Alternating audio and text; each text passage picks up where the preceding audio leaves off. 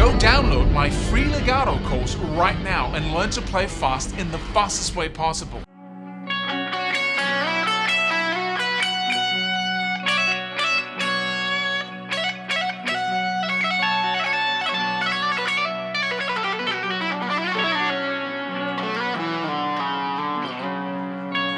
Hey, so how do you improvise? This is the fourth video in this series. Go back and watch the other videos if you haven't already done so, because you need those in order to build real improvisational skills. We usually practice improvisation by looking at learning scales, learning techniques, learning all the visual things, all the things you can see when you improvise. But we fail to practice and teach the actual skill of improvising. So how do you use the 100 licks you learned? How do you use the scales, the arpeggios?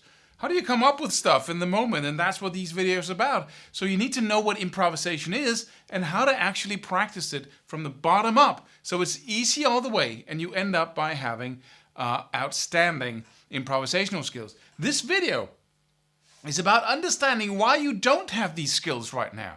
And it's so easy to know that. And it's just like, eureka, I know why I can't improvise now. If you just compare it with a thing that you know already. Nobody is unsure or uncertain about why they cannot speak fluently when they cannot speak fluently in a foreign language. We know exactly why that is. Okay, so how do you learn a foreign language? Well, you learn the words and you learn basic sentences and you learn perhaps about the grammar, how to construct sentences. And then over time you learn more words. You know, improvising on this instrument is easier than talking actually, but you learn like 2,000 words before you have a normal vocabulary. But learning it isn't enough, is it? So if you're sitting in Rome, you try to speak Italian and you're not from Italy, right? And you try to say, whatever, I can't speak Italian, right? But you try to, from your memory, try to take words about what it is that you want to say and you try to construct a whole new sentence with words you remember, sort of, and you try to put them together right?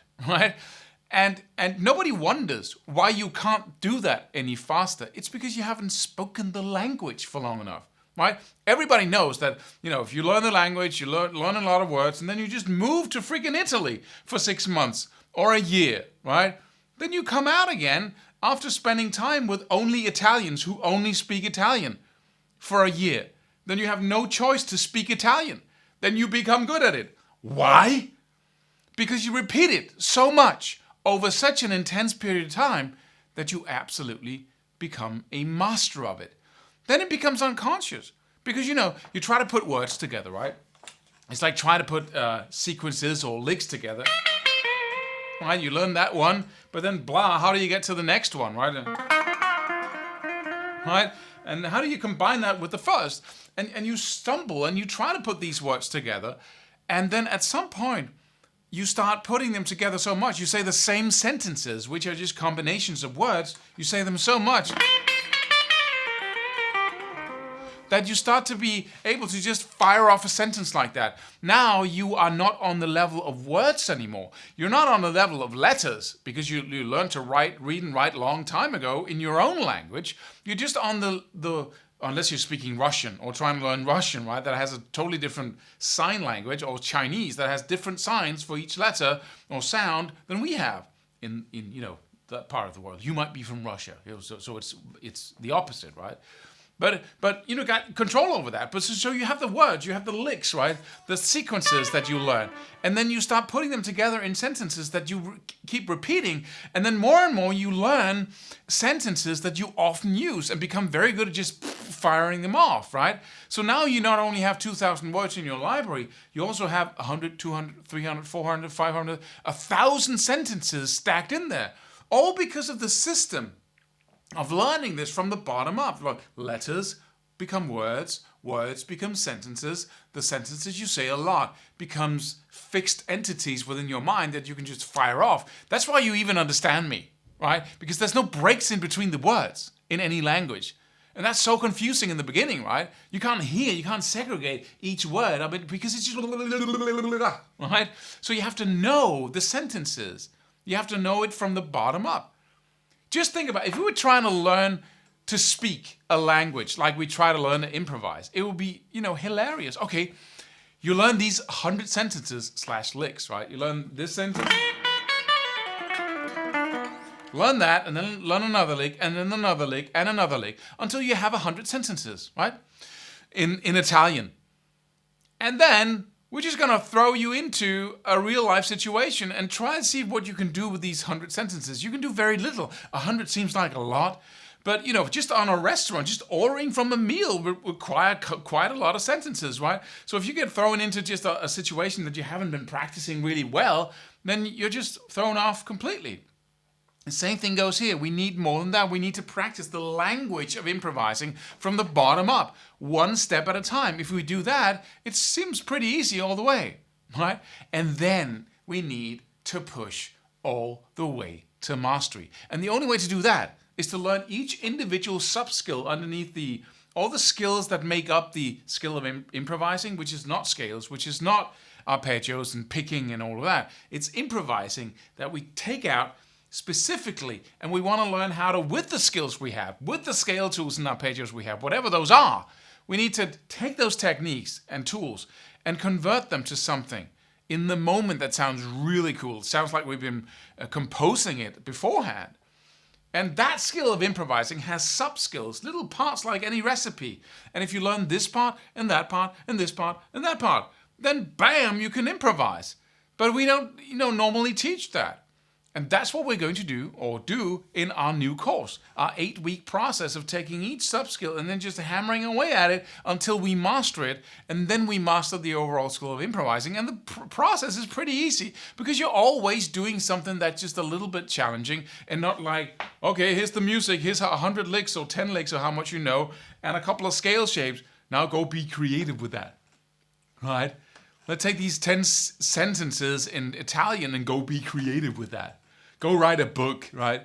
Even 1,000 sentences would not enable you to write a book. You'll struggle to find the right sentences to put together. It wouldn't make sense. And you would have to, I wish I could change the words in each sentence so I could write a book. That's exactly the same thing here, right? So we need to learn these building blocks. Go back and watch the other videos. And then we need to push to mastery. Why do we need to push to mastery? What does that mean? Well, it means that it becomes unconscious. So easy, you don't even have to think about it. Just like speaking. There's no distance between, I'm not pre-thinking what I'm going to say, right? It's not like, okay, I'm saying it in here, and then it comes out of my mouth. It comes out of my mouth as I'm thinking aloud, basically. And there's no preparation because it's a direct expression of what goes on in here. And the same thing has to happen down here. You can't, I once had a video where I say, if you're really improvising, you're not thinking. And people say, oh, so you're not thinking? I'm always thinking, right? You have to think about what notes, or if you don't think, you can't, put the right kind of feeling into it. If you're not thinking, you can't think about the notes you want to play. But you're not thinking. It's a direct expression. If you're thinking is way too slow. Right? You can't say, okay, what do we have here? Okay, we got a B minor chord. Oh, I think I want to play the ninth, or put an emphasis to the ninth of that chord. Before you even have that thought in your head, the chord is another chord, and then you go to the E minor, and it's too slow. So mastery is a prerequisite. You have to master the tools of improvising. Right? And that's also something people do. We take on way too much. We use too much of a scale shape, or we use too complicated tools that we don't master with picking techniques that we don't master. So we stumble all the time. And in order to improvise, you need to just pull back and say, I'm just going to use 2 or 3 notes to improvise with. And I'm just going to use this one technique that I master. And I'm going to keep the tempo down and use these phrasing techniques to improvise with. And then I can practice improvising, right?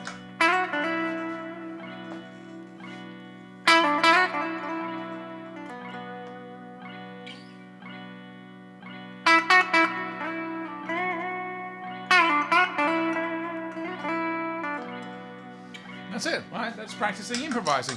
Well, we pull it back and say, I have to master what I do. And then I can practice improvising. The second I go out of that zone, and now I'm using picking techniques, I want to play a little bit faster than I do. I want to use scale shapes that I don't fully grasp or have underneath my fingers.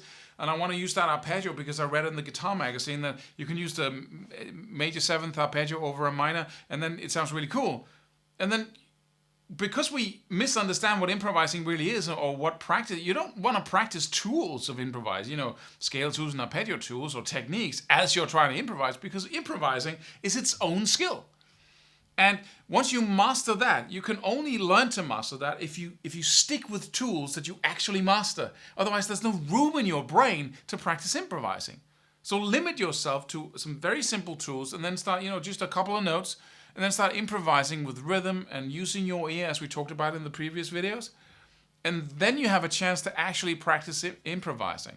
But whatever you do, you need to master everything underneath your fingers here. Just like you have to master a language in order to speak it fluently. Nobody would require you to go out and hold a talk in front of 50,000 people or whatever, talk about your life or whatever, with, 100 sentences of Italian.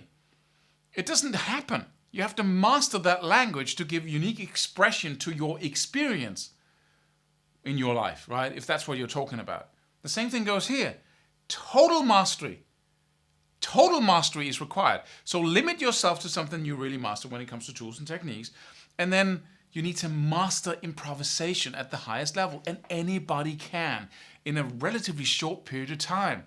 But most people never learn to, because we always take in too many tools that we don't master and try to practice improvisation, which we don't know what is really. And we never succeed. That's how to stay intermediate or a beginner the rest of your life. Never going in and saying, what is actually going on here? How can we layer this process? What are the finer parts of what I'm trying to learn? And then learn each individual skill so you can get to the top skill and really master it. Set yourself free and get the ultimate gem of playing guitar, which is improvising. It is. There is no other activity on this instrument that is as satisfying for me as improvising. It's a whole nother world. Right? One thing is to play something off a sheet of paper, play something that everybody else or somebody else has composed. Another thing is to actually pick up your guitar and then just create something in the moment with the tools you have. It's the most magical skill. It's really like composing, but it's just instant, right? It's so satisfying because you're really just having fun, right? There's no thought on, techniques or scales or whatever. You're just having fun listening to the music and then, playing cool stuff within that music.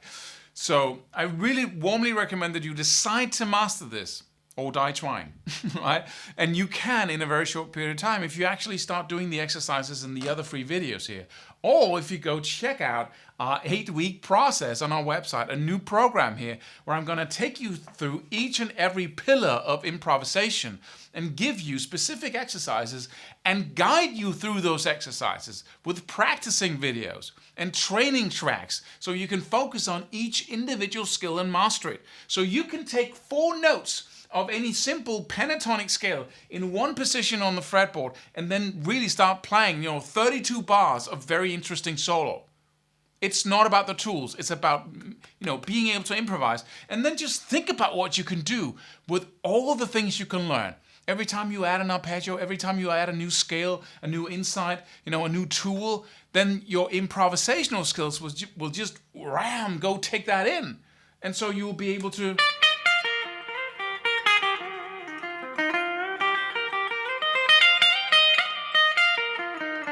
just be able to blend and mix all the tools and go in here and out there because you know how to improvise and you master that playful activity of just playing. So go to the highest level and you can. It's a craft, right? And once you learn the craft, we will hear you coming out of it. There's no art to it. You are the art, right? Once you learn the craft, I will know who you are musically. Because I'll be able to hear that. Because you can speak music, right? For the first time. You don't have to work on developing your own unique style. You have one. You just have to learn how to speak it, right? And we can't hear it coming out before you stop struggling with what you're doing. So go check out the 8-week process. I promise you it'll totally change the way you think about and the way you play when you play solos. So see you on the page there, and I hope to see you in the program. Subscribe for more free videos. Do it. Do it now. Do it.